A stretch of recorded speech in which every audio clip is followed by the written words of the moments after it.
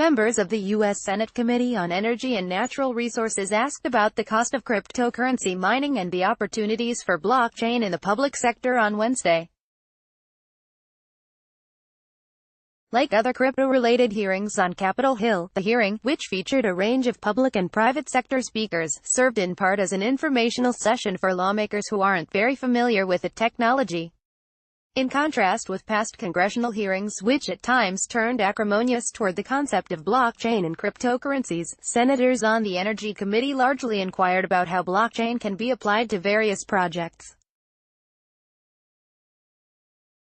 The people giving testimony were Robert Kahn, CEO and President of the Corporation for National Research Initiatives, Paul Scare, Chief Cybersecurity and Technical Group Manager of the Pacific Northwest National Laboratory, Thomas Golden,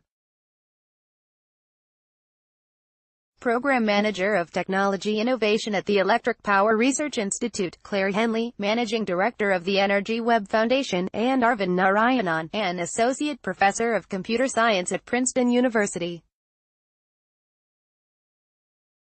In remarks, Committee Chair Senator Lisa Murkowski of Alaska noted the hearing will examine any cybersecurity advantages that blockchain and similar technologies might offer over other ways of securing our energy infrastructure. Mining concerns. The foremost risk discussed at the hearing revolved around the energy needs of cryptocurrency miners. Networks relying on proof of work, which require the expense of energy to prove that work has been completed, generally require large amounts of energy, such as the Bitcoin blockchain, according to Golden. The witnesses estimated that public blockchains may be using anywhere from 1 to as much as 5 gigawatts worldwide, though, as Golden contended, this is less than 0.1% of the global power usage. Murkowski remarked that growing demand on the local level from new crypto mining farms can cause stress for utility providers, and may even damage the electric grid. Her concern is that this may translate to increased costs for the provider's customers. She asked, "Can we anticipate the consumer rates and the concern that some might have that my family and I might not be the ones that benefit from blockchain and Bitcoin, and yet I'm wondering, are my rates going to be expected to pay for this infrastructure?" Senator Steve Daines similarly asked how communities can prepare for mining farms moving onto their power grids. Golden said power utilities should begin having discussions with their communities about providing power for these companies, as a start to solving the infrastructure issue. But even reinforcing some localities' grids may not be enough.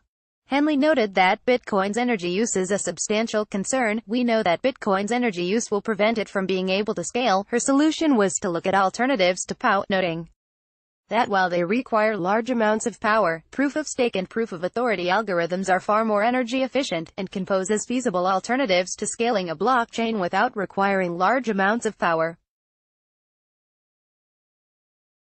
Security questions and federal blockchains. At various times during the hearing, the conversation turned away from perceived problems and toward how blockchain could be applied to the energy sector, including for tracking shipments, validating security protocols, or building on other existing technologies.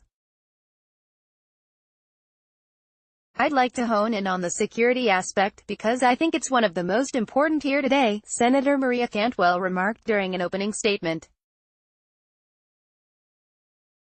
At other points, the senators sought to clarify for themselves different aspects of the technology's elements.